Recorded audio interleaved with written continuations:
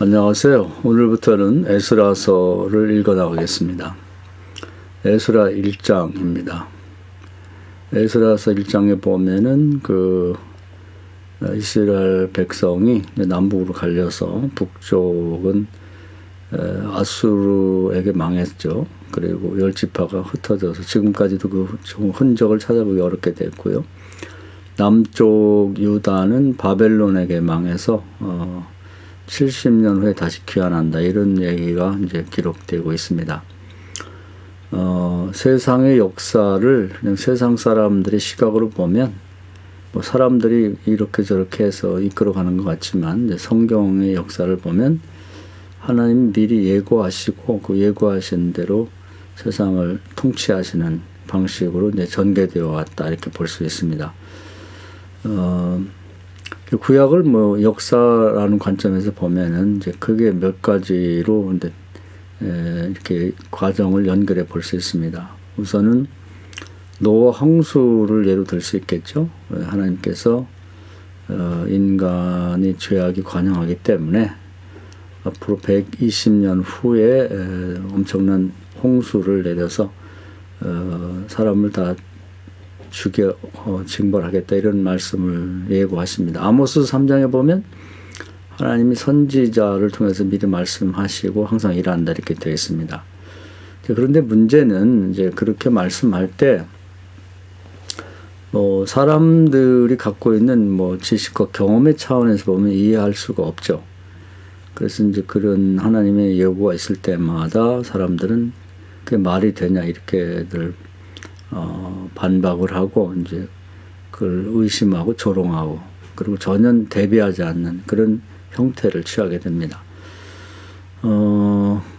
노아 홍수라고 하는 것이 그냥 평소보다 두세 배 비가 많이 올 거다, 그런 정도는 이해가 되지만, 세상의 모든 산들이 다 묻힐 정도의 비가 온다는 건 이제 상식적으로 이해가 안 되죠.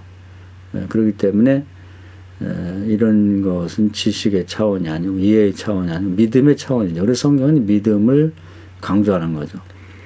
그래서 하나님의 예고를 들을 때는 이제 믿음이 없는 사람은 다 의심하게 되고 비난하게 되고 조롱하게 되고 이제 거부하게 됩니다. 믿음이 있는 사람만이 준비를 하게 되는 거죠. 노아 시대에도 많은 사람이 있었습니다만은 하나님의 역사 예고를 다 자기 지식과 경험의 차원에서 이해하려다 보니까 이제 다 그것을 거부했고, 노아의 가족 8식구만이 믿음으로 그걸 받아들이게 되죠. 믿음이 있는 사람과 없는 사람의 차이는 믿고 준비하느냐 안 하느냐, 그 차이입니다. 그래서 노아 가족은 자기들뿐 아니라 동식물의 암수 한 쌍을 보존하기 위한 커다란 배를 만들게 되고 120년에 걸쳐 만들죠. 실제 비가 왔을 때는 이제 밤낮으로 엄청난 비가 오기 때문에 대부분의 그동안 의심하고 비난하고 그랬던 사람들은 자기 가족이 이제 탈만한 뗏목을 만들 만한 그런 여유도 없었죠. 다 죽고 맙니다. 창세기 15장에 보면 이제 아브람 얘기가 나오죠. 아브람이 객지에서 정말 땅도 한 평이 없고 자식도 없는데 하나님이 가나안 땅으로 가면은 큰 그 후손을 준다. 바닷가의 모래알처럼 또 하늘의 별처럼 많은 후손을 주고 그 후손 중에 여러 나라가 나오고 여러 왕이 나올 거다, 그런 말씀합니다. 그것은 100세까지 아들을 하나도 낳지 못한 아브라함에게 있어서는 마치 노아에게, 그 시대 사람들에게 엄청난 모든 산이 덮일 만한 홍수가 내린다고 하는 말씀을 주는 것만큼 굉장히 의심하자고 그러면 또 이해의 차원에서 바라본다고 그러면 말이 안 되는 얘기죠. 또 가나안 땅 객지에 가서 손바닥만한 땅이 없는 아브라함에게 미래의 유브라데스 강부터 이집트의 나일강까지 넓은 땅을 너에게 줄 것이다. 그 역시 믿을 수 없는 믿음 없는 사람의 입장에서는 이해할 수 없고 말이 안 되는 거고 믿기 어려운 얘기죠. 그러니까 믿음이 필요한 거죠. 그렇지만 이제 결국은 그 일이 성취가 되죠. 그래서 뭐 오랜 세월이 걸렸지만 이제 애굽에 내려갔다가 이제 많은 그런 백성으로 이렇게 번성해져서 다시 가나안 땅에 돌아오게 되고 그 일이 성취가 됐습니다. 가나안 땅에 들어올 때는 이제 새로운 계약을 맺게 되는데 모세를 통해서 이제 하나님의 법이 주어져 그 법대로 살겠습니다 하고 약속을 하고 들어오죠. 그래서 가나안 땅을 우리가 젖과 꿀이 흐르는 좋은 땅이라고도 말하고 또 약속을 하고 들어왔기 때문에 약속의 땅이라고도 말합니다. 그런데 불행스럽게도 이제 그 약속하고 들어온 백성들이 약속의 땅에서 약속을 안 지키죠. 그래서 북쪽이 이제 멸망했고 남쪽 유다 지파가 남았는데 이들도 이제 약속을 안 지키니까 약속의 땅에서 추방당합니다. 그래서 그 당시에 바벨론이라는 제국이 형성될 때 이제 거기 다 포로로 잡혀가게 되죠. 그 근본은 이제 약속의 땅에서 이제 추방당했다고 보는 거죠. 그때 역시 예레미야 선지자를 통해서 그 하나님이 이들의 벌에 대해서는 이제 70년 귀양살이 유배 생활을 언도하셔서 이제 바벨론에 끌려가게 됩니다. 그래서 70년은 정확하게 예레미야 선지자가 쓴 예레미야 25장에 나와 있죠. 그때도 이제 사람들은 그런 하나님의 예고에 대해서 의심을 품죠. 그 말이 되냐? 이렇게 민족 전체가 다 끌려가는데 그 나라에서 우리를 되돌려 보내겠냐? 그러면서 이제 의심하는 사람들은 이제 자기 상식과 이해의 차원에서 이제 의심하고 조롱하고 그렇게 했지만 역시 이제 그 얘기를 믿는 사람들은 이제 반드시 역사를 공부해 보면 노홍수 때도 예고하고 그대로 하셨고 또 아브라함 때도 예고하시고 그대로 하신 걸 보면 이번에도 반드시 될 거다 이렇게 믿고 그리고 이제 준비를 하게 됩니다. 그래서 우리가 믿음은 들음에서 난다는 말이 있는데 결국 그런 과거 역사를 이제 반복해서 듣다 보면 현재의 상황도 이해를 하고 미래도 예측할 수 있게 되는 거죠. 그리고 하나님이 살아계시기 때문에 그 하나님이 그런 방식으로 일하신다는 걸 우리가 이해하고 이제 믿게 되는 것이죠. 그 대표적으로 이제 이런 그 예고를 믿은 사람 중에 하나가 이제 에스라입니다.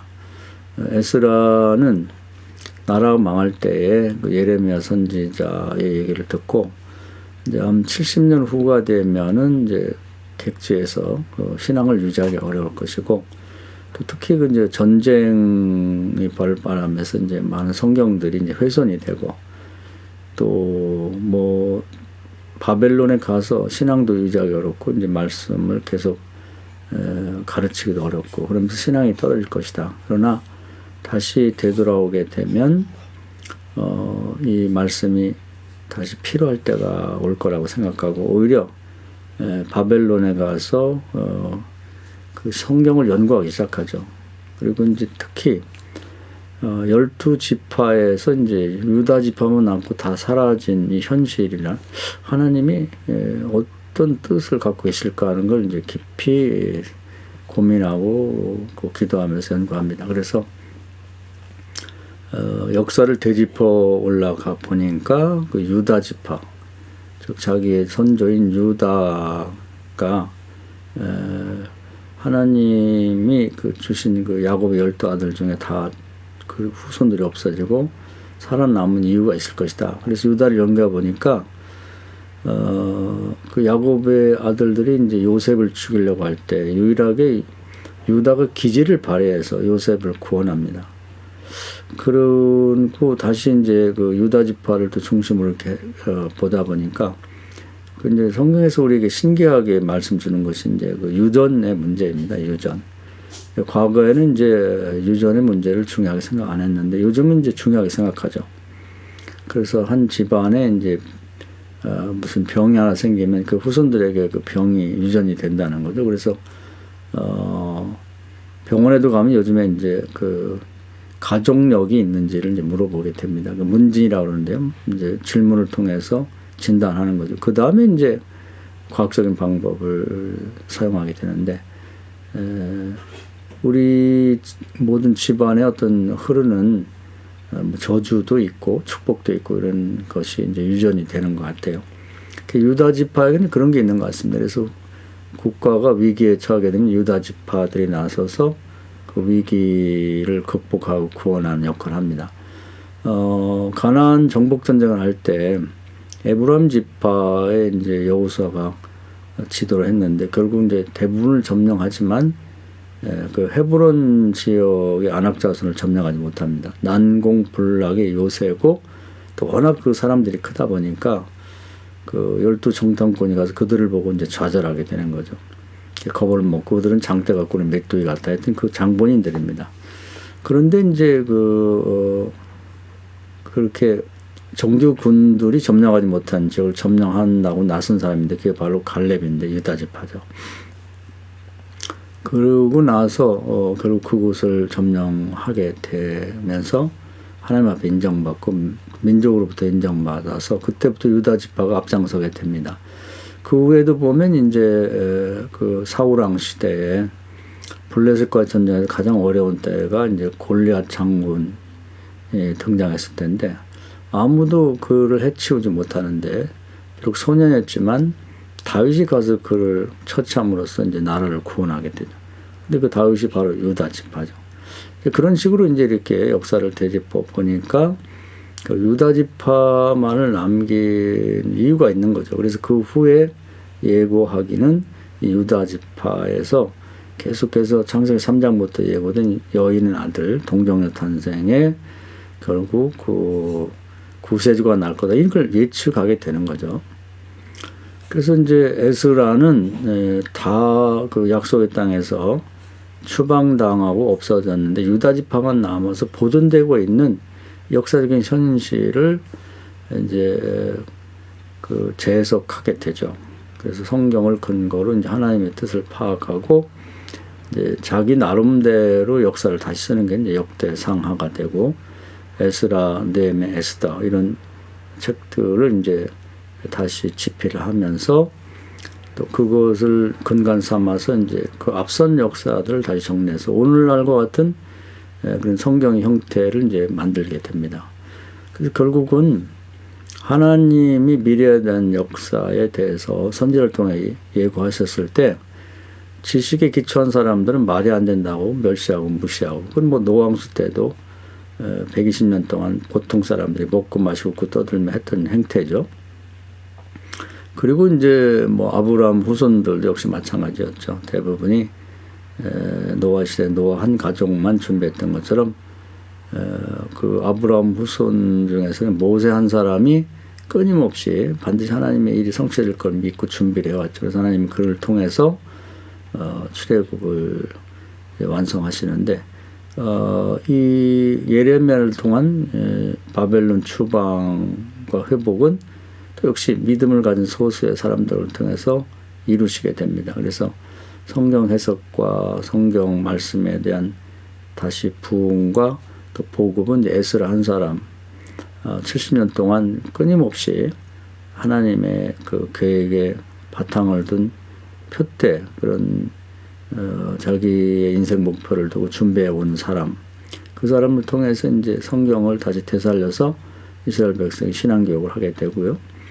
또 하나님이 그 노예 출신이지만 페르시아의 높은 관직에 있었던 그 느헤미야를 통해서 그가 믿음으로 이제 미래에 회복될 나라를 위해 준비했을 때 그를 또 사용하셔서 국가를 재건하는데 이제 쓰시는 걸 볼 수가 있습니다. 그래서 결국 역사 의식이라는 걸 가지고 성경을 읽게 되면 하나님이 살아 역사하시는데 항상 비슷한 과정을 통해서 역사하신다. 내용은 조금 다르지만 형태는 이제 비슷하게 되는 것이죠. 그런 것을 볼 수가 있습니다. 그래서 우리는 이제 에스라를 읽으면서 이제 과거에 하나님께서 이런 방식으로 일했고 이제 그 시대의 사람들은 이제 과거를 공부해서 현재를 준비해 나갔다 이렇게 보면 되겠습니다. 그럼 현재는 어떻게 되는가? 이제 결국 현재는 사도행전 1장 8절의 역사 예고에 걸려 있다 이렇게 보면 되겠습니다. 그래서 거기 예수님이 이제 하늘을 승천하기 전에 앞으로 어떻게 될 건지 예언자처럼 예고하시죠. 성령이 임하신 능력을 받고 예루살렘과 유대, 사마리아 땅끝 즉 외국으로 계속해서 복음이 전파될 거다. 예수에 관한 복음, 나의 복음이 전파될 거다. 이렇게 말씀하셨는데 실제 지난 역사를 보면 그렇게 됐죠. 예루살렘에 성령이 임하면서 복음화됐고 유대 지역이 복음화됐고 또 사마리아 지역에 성령이 임하면서 복음화됐고 이제 그 국경을 넘어서 이제 소아시아 지역이 바울이라는 복음 전도자를 통해서 이제 복음화되어 나가고요. 그 다음에 이제 유럽으로 넘어가서 결국은 이제 대제국 로마가 복음화가 됩니다. 소수의 사람이 들어갔지만 제국이 결국 기독교 국가가 되죠. 그리고 유럽연합 샤를 마누 대제 시대에 이제 통일이 됐었는데 거기에 복음이 들어가서 다 기독교 국가가 되죠. 그리고 이제 대영 제국이라는 것이 이제 생기는데 전 세계 식민지를 가졌던 그 제국이 이제 복음화돼서 기독교 국가가 됩니다. 그리고 이제 청교도들이 몇 명이 이제 거대한 아메리카 대륙으로 넘어가서 복음을 전하는데 미국이 이제 기독교 국가가 되죠.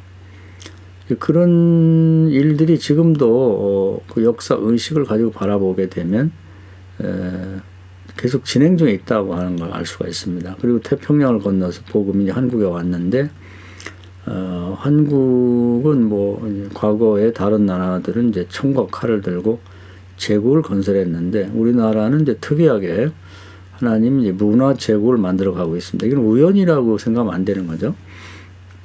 그래서 소위 외국에서 이름을 이제 만들었습니다. 한류라고 하는 것이 전 세계를 향해서 퍼져나가고 있죠. 전 방위적으로 뭐 K-팝이나 뭐 K-드라마나 뭐 푸드라든지 뭐 뷰티라든지 무슨 한국에서 만드는 전자제품 배 뭐 할 거 없이 이제 대부분의 문화 상품과 이제 또는 우리 뭐 가전제품 등을 비롯한 모든 공산품들이 이제 세계에 퍼져가고 있고 또 특히 한글 같은 말들도 세계 사람들이 배우려고 노력을 하고 있습니다. 그것은 제 생각에는 마치 그 세례 요한 예수님의 복음이 퍼져갈 수 있고 증거될 수 있도록 길을 예배한 것 같은 역할을 하고 있지 않는가 이렇게 보고 있습니다. 근데 결국은 한국에서 재해석된 기독교의 복음이 전 세계를 향해서 퍼져가기를 하나님께서 기대하고 있다 이렇게 보면 되겠습니다. 특히 이제 뭐 중앙아시아라든지 이제 그 동남아시아 이제 중국 이제 중동으로 복음이 퍼져가야 되는데 그들의 관심은 한국 문화와 더불어 70년 동안 가장 가랑했던 그런 나라가 어떻게 부강한 나라가 됐는가. 지금은 이제 뭐 공식적으로 한국을 이제 강대국이라고 말하고 세계 10위권의 이제 부자라고 말합니다. 그 부존 자원도 없고 인구는 많고 산이 70%인 이런 나라에서 어떤 이런 일이 발생했는가 하는 것을 이제 연구들을 많이 합니다. 그런데 답은 얻지 못하죠. 왜냐하면 신앙 없이 봐서는 안 되는 거니까. 결국은 이제 하나님의 축복으로 이렇게 됐다고 보는 거죠. 그랬을 때 사람들이 뭐 경제나 정치를 연구하지만 답은 찾을 수 없는 거고 결국 기독교에서 이제 가장 핵심적으로 이제 한국 기독교 세계에 말할 것은 한국은 예수 믿어 복 받았다. 이제 여기서부터 출발하면은 이제 복음을 설명하는 데 도움이 되지 않을까 이런 생각을 하게 됩니다. 결국은 이제 이 에스라 1장을 시작하기 앞서서 서론적인 말씀을 드리고 있는데요. 세상의 역사는 하나님이 예고하신 바대로 계속해서 진행되어 왔고 지금도 진행 중에 있다. 현재의 역사는 사도행전 1장 8절에 걸려 있고 그 과정 속에 그 현재 한국이 하나님께 이제 쓰임 받을 수 있는 국가로 부상하고 있다 이렇게 보면 되겠습니다. 그래서 기독교인들이 앞으로 어떻게 사는 것이 가장 바람직스러운가를 살펴보면 노아 시대는 이제 하나님의 예고를 듣고 뭐 별 사람들이 다 뭐 비난하고 의심하고 뭐 조롱했지만 하나님이 살아 역사하심을 믿고 이제 준비한 노아의 가족이 가장 보람 있는 삶과 의미 있는 삶을 살았죠. 잘 살았다는 뜻이죠.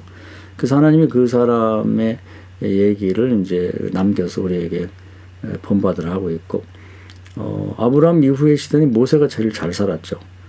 역시 그게 되겠냐고 하는 상식과 또 역사 경험에 기초한 사람들의 비난이 있었음에도 불구하고 끊임없이 생각하고 말하고 행동하고 준비하는 모세가 결국 쓰임받았고, 그 시대, 그 역사 시대에는 모세가 가장 잘 살았다고 볼 수가 있겠죠. 그리고 이제 바벨론 포로 시기에는 이제 느헤미야를 통해 하신 말씀을 믿고, 다들도 역시 상식과 지식에 기초해서 말이 되냐고 그렇게 말하던 사람들이 있었지만은, 그러나 반드시 이루어질 걸 믿고 준비한 느헤미야나 에스라 같은 사람들이 가장 바람직스럽고 가장 신앙적인 삶을 살았다 이렇게 볼 수가 있는 것이죠. 똑같이 현재는 이제 사도행 1장 8절의 역사 예고로 이제 세상을 바라보면서 그런 하나님의 그 역사를 이끌어 가시는 계획, 거기에 이제 부합된 그런 생각과 말과 행동을 해야 된다는 거죠. 지금도 역시 이제 중국이나 중앙아시아나 동남아시아를 선거하는 사람들에 대해서 사람들이 비난하고 조롱합니다. 그리고 대부분이 그런 사람들은 예수를 믿든 안 믿든 먹고 마시고 떠들고 시집가고 장가가고 자기 집을 또 새로 졌다 또 부셨다 하는 일만 하고 있고, 안목의 자랑, 이성의 자랑, 안목의 정욕에 쫓아 사는 것이죠. 그래서 좀 더 자자, 좀 더 늙자, 먹고 마시는 이런 삶을 살고 있으면서 하나님이 하시고자 하는 일에는 관심이 없고, 또 그런 일에 관심 갖고 참여하는 사람들을 조롱하고 있죠. 그러나 그런 것을 실망할 필요가 없다. 항상 그렇게 왔으니까요. 그래서 우리는 그런 하나님이 원하시고 기뻐하시는 일을 위해서 마음도 쓰고 또 기도도 하고, 할 수 있으면 몸으로 참여하고 헌금도 하고, 이런 방식으로, 그것도 못하면 마음이라도 보태고 말이라도 보태는 방식으로 사는 것이 이 시대에 태어나서 사는 교인 중에 가장 바람직한 인생을 살고 신앙생활을 하는 것이 이렇게 보면 되겠습니다. 에스라 시대에, 즉 바벨론 포로 시대에는 그렇게 바람직하게 산 사람 중에 대표가 이제 에스라인데, 그런 의미에서 오늘날 시대에 우리도 이제 에스라 같은 하나님의 일에 동참하고 준비하고 참여하는 방식의 삶을 택하는 게 좋겠다는 뜻에서 오늘 이 말씀 드렸습니다. 이 말씀 은혜가 되기를 바랍니다. 감사합니다.